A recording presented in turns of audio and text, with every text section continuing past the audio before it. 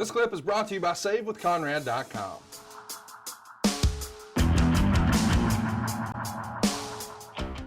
And then the other 3 or 4 husbands that filtered through during the course of over the years, it was, none of them wanted to be a dad. I think they wanted to just play house with my mother. My mother never became a mother. She was just somebody that had a kid. And the alcohol, controlled her life. I'm sure there's people I've heard over the years that are experts say there's an alcoholic gene. Yeah, I've heard that. It gets passed on. Well, in my life, I've overdrank, and I've been a shitty role model to my older son, I'm sure many times. But that gene was passed on to me, and I sure enjoyed a cold beer over the years, and I'm sure that there was many times I had too many. And I know that my kids drink, but what I've tried to teach them by example, which I've kind of cut it off the last few years. You can quit, but only if you want to. And that's one thing that I decided. And I'd been a bit of a lousy role model with my oldest son, which I think led him to drink more than he should. And he got in some trouble, My youngest son, of course, just graduated college, and as we know, college boys drink, and it's expected. I'm not saying anything bad about either one of them, but also before he started college, I had a night laying in the bed, and for whatever reason, I just said, God, I don't want to be the role model for this younger son that I was for the older. We at least take the craving away, and I'll do the rest. Because people will tell you that have drank for a long time, especially, beer drinkers, I think, maybe it's not especially. When you get a taste for it, that's all you want. For me, it was when I worked out on days that I was working, I would just drink water. And on days I wasn't working, cold beer. And that's all I wanted because that's what my body craved. And the next morning, it's funny, Conrad, the next morning I woke up and went and worked out. I was off that day and I started drinking beer and it just didn't taste good. And from that point on, it did not taste good anymore. And to this day, I'll have one occasionally. Lost my taste overnight. Miracle. Yeah, I mean, I don't think you and I've hung out, I don't know, 3 or 4 dozen times. I think total cumulatively, I've seen you have 2 or 3, maybe total. Yeah. It's just not, and listen, there's a lot of fans who listen to this who just remember, the old running hard days, the stories and TV and promos and all that. And so we have a different expectation. And then, you meet you and you have a beer and you say, okay, boys, I'm headed to bed.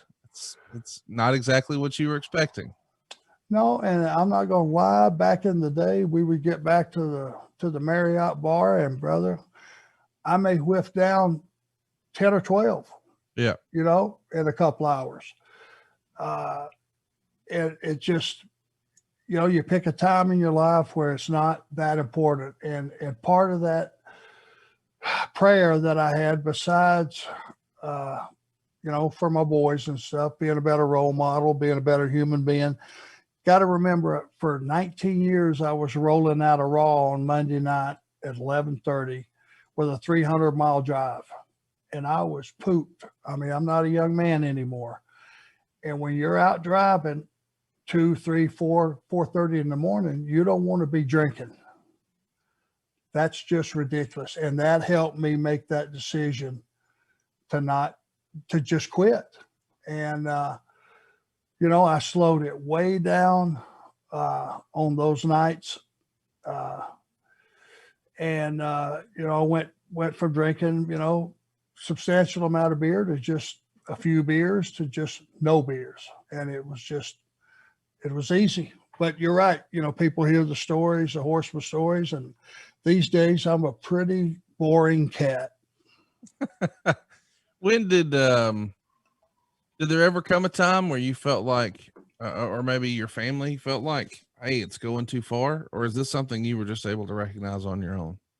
I never had any grief from them. They were, it was never those situations, but I'm sure there were times that, when you drink and you get indignant, you don't realize you're getting indignant unless somebody points it out. And Right. then it's funny, you blame them.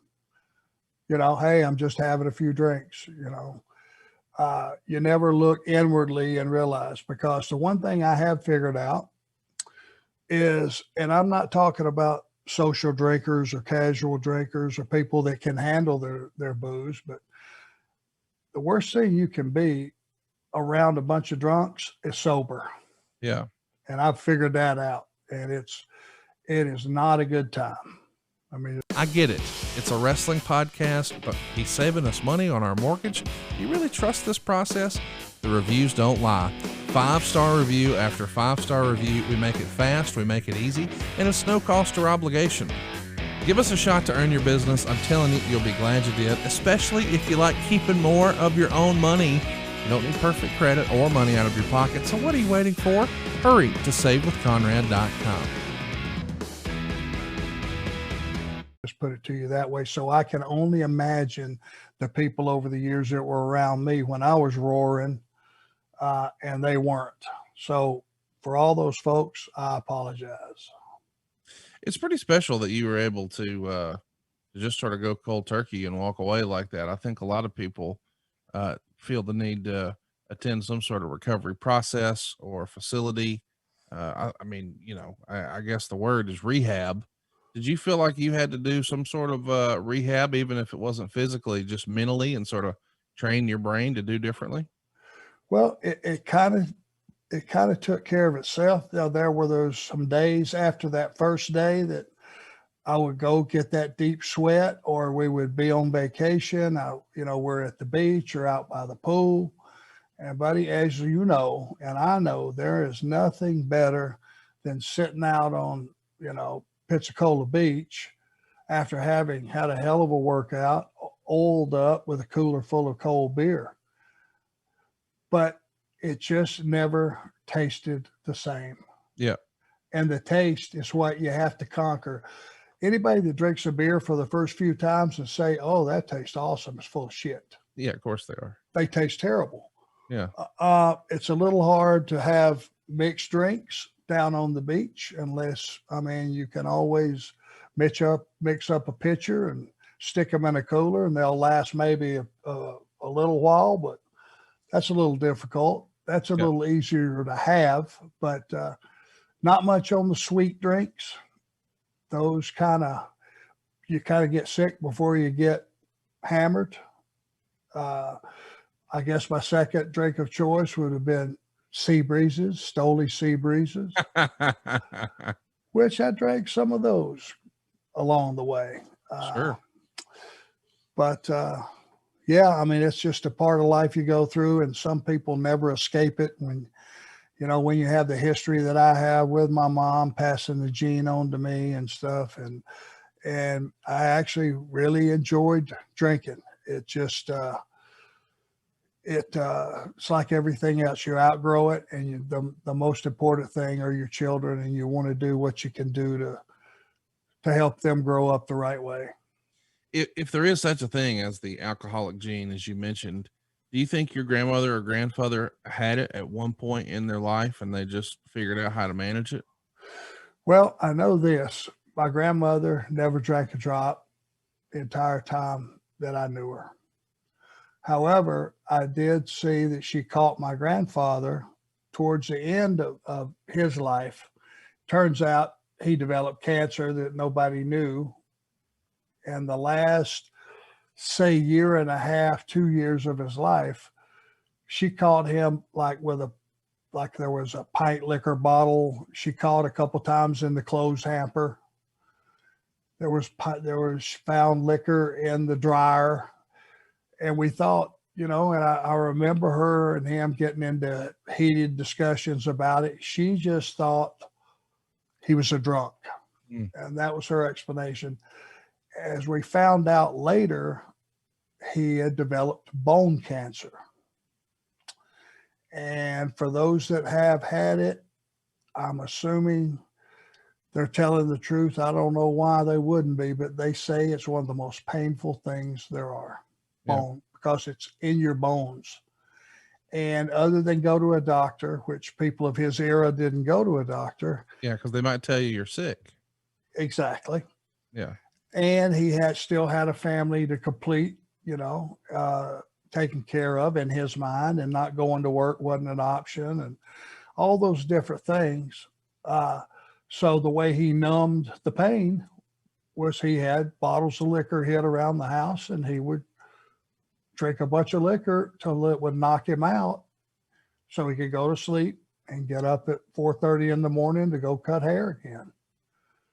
So that was the experience that, he was drinking, but I got it big time. And he looked at me one day after my grandmother had chewed him out and took a portion of a bottle and threw it away. And he looked at me and he said, "Son, I hurt." And those words cut me in half, because he wasn't pleading. He was just stating a fact so that I understood. Yeah. Hey, it's Conrad Thompson. Thanks for checking out the podcast here on YouTube. Be sure to hit the subscribe button and the notifications bell so you get a notice anytime we upload some new content. And go save yourself some money right now. If you're in a 30-year loan or you have credit card debt, it's not a matter of if I can save you money. It's a matter of how much. Find out right now for free at SaveWithConrad.com.